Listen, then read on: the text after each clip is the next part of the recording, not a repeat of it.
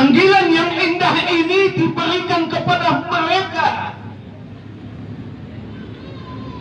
yang cinta pada Allah dan Rasul-Nya, yang mau melaksanakan perintah Allah dan Rasul-Nya. Maka dipanggillah oleh malaikat Israel dengan ya ayyatuhan nafsul mutmainnah, jiwa yang tenang, kau ahli ibadah, kau ahli ibadah, kau ahli ibadah, kembalilah kepada Allah dengan tenang, dengan puas, dengan bahagia, penuh semangat, penuh ketenangan, penuh hikmah, pulang kepada Allah. Baik, sekarang akan aku cabut rohmu. Saya mau cabut lewat tangan. Tangan ini berkata, wahai Israel, jangan coba-coba engkau cabut rohku lewat tangan. Kenapa? Engkau tahu tangan ini selama hidup saya lahir di atas dunia, Allah bekalkan dua belah tangan untuk mengawal hidupku. Di telapak tanganku ini adalah tempat pengagungan Allah. Karena itu tidak pernah saya kotori tangan ini. Tangan ini selalu memberi, tidak pernah merampas. Tangan ini selalu membelai punggung anak-anak yatim piatu, selalu mengeluarkan infak dan sedekah, dan tidak dikotori dengan perbuatan-perbuatan keji dari perbuatan tangan ini. Karena itu jangan coba-coba engkau cabut rohku lewat tangan. Kalau begitu saya ingin lewat kaki, tidak boleh. Jangan coba-coba engkau lewat kaki. Kau tahu kaki ini Allah bekali saya untuk menopang tubuhku di kala 2/3 malam datang, ketika seluruh manusia tertidur. Saya bangun dengan ditopang oleh dua kaki ini untuk ruku dan sujud di hadapan Allah. Pengaduan di hadapan Allah di 2/3 malam ditopang oleh dua kaki ini. Karena itulah jangan coba-coba engkau cabut rohku lewat kaki. Baik, kalau begitu saya akan lewat dada. Jangan coba-coba. Israel, kau tahu di balik hati ini, di balik dada ini adalah sepenggal hati tempat Allah meletakkan cinta dan kerinduannya. Di hati ini Allah letakkan kecintaannya. Karena itu hati ini tidak pernah dikotori dengan iri dan dengki. Hati ini selalu bersih dan ikhlas. Hati ini tidak pernah menyimpan sesuatu yang menjadi duri. Karena itu jangan coba-coba engkau cabut rohku lewat dada. Baik, kalau begitu saya akan lewat mulutmu. Jangan coba-coba. Engkau tahu di mulut ini, di dalam mulut ini ada lidah. Lidah ini yang tidak bertulang ini setiap saat melantunkan ayat Allah, membaca Al-Quranul Karim.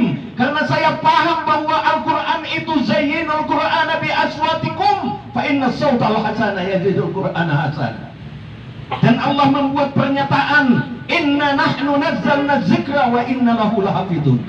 Ini Al-Quran, saya yang cipta dan saya yang jaga. Maka siapa yang menyimpan Al-Quran di dalam dadanya lewat ucapan lidah, insya Allah dia akan terjaga sama seperti Allah menjaga Al-Quranul Karim. Karena itu jangan coba-coba engkau cabut rohku lewat mulut. Frustrasi Israel, pulang kepada Allah melapor, ya Allah, hambamu tidak mau dicabut rohnya. Iya, itulah hambaku yang beriman. Sekarang pergilah engkau temui dia, berbekalkan nama Allah di telapak tanganmu. Pergilah, pergilah Israel. Sampai di sana, assalamualaikum ya ayyatuhan nafsul mutmainnah, irji'i ila rabbiki radiyatan mardiyah. Wahai jiwa yang tenang, kembalilah kepada Allah. Di saat itulah si fulan yang ahli ibadah itu ridho. Dan ketika ridhonya itulah rohnya itu keluar dari tubuhnya lewat kepala, lewat ubun-ubun tempat amigdala tersimpan. Pergilah dia ke sana, laksana air yang mengalir dari gunung ke laut. Tapi ketahuilah, Meskipun roh itu mengalir seperti air yang mengalir dari gunung, tetapi sakitnya sakratil maut sama seperti cincang dicincang dengan pedang, 300 mata pedang dalam keadaan begitu. Tetapi ketahuilah bahwa sakitnya sakratil maut bagi mereka yang ahli ibadah, yang soleh, insya Allah puncak daripada sakit sakratil maut Allah tutup dengan rahmat dan kasih sayangnya. Sehingga sakitnya sakratil maut itu insya Allah lebih cepat daripada kedipan mata.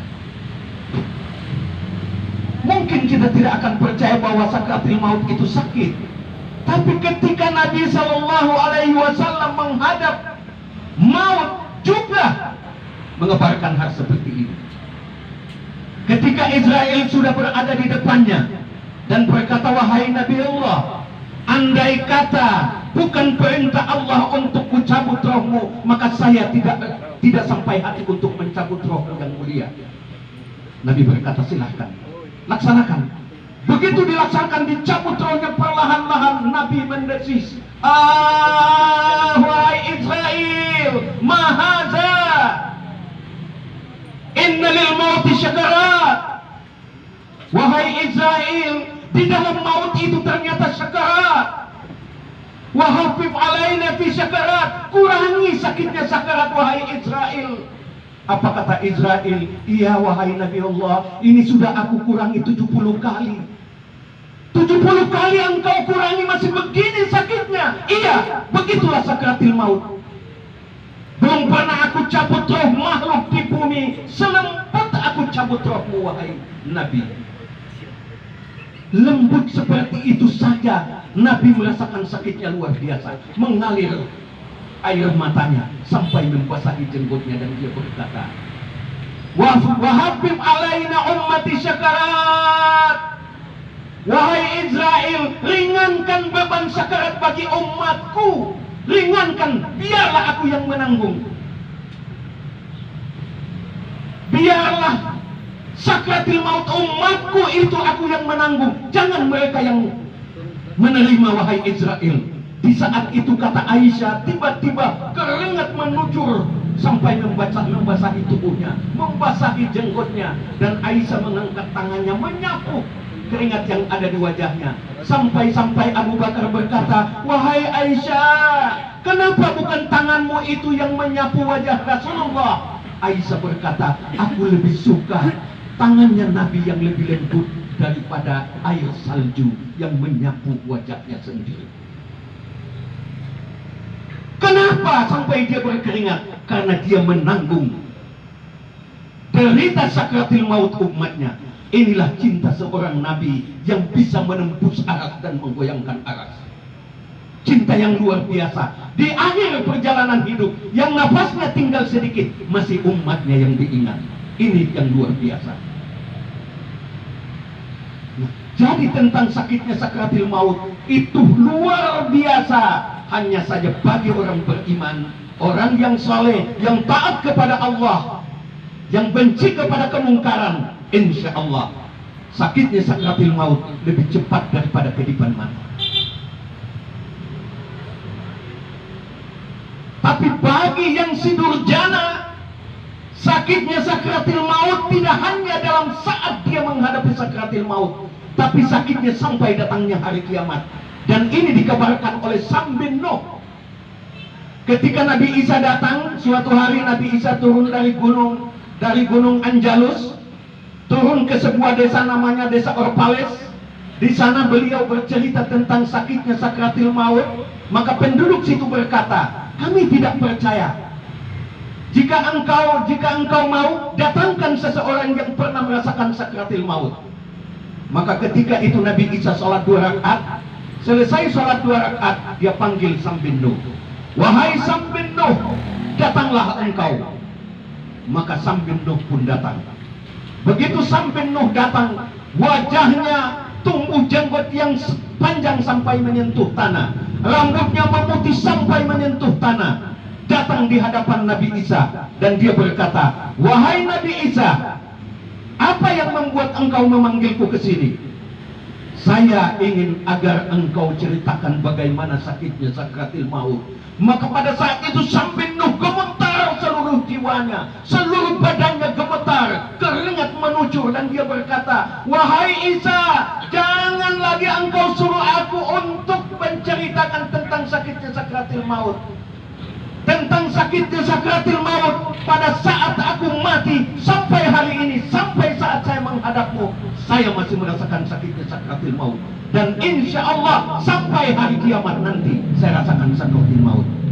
Begitulah contoh sakitnya sakratil maut bagi mereka yang jauh daripada rahmat dan kasih sayang Allah, bagi mereka yang jauh daripada perintah Allah dan Rasulnya, bagi mereka yang cintanya melampaui batas cintanya kepada Allah dan Rasulnya. Cinta dunia jauh lebih dominan daripada cinta Allah dan Rasulnya. Maka sakitnya sakratil maut jangan dibayangkan hanya di saat kita akan menggembuskan nafas yang terakhir, tapi akan sampai datangnya hari kiamat.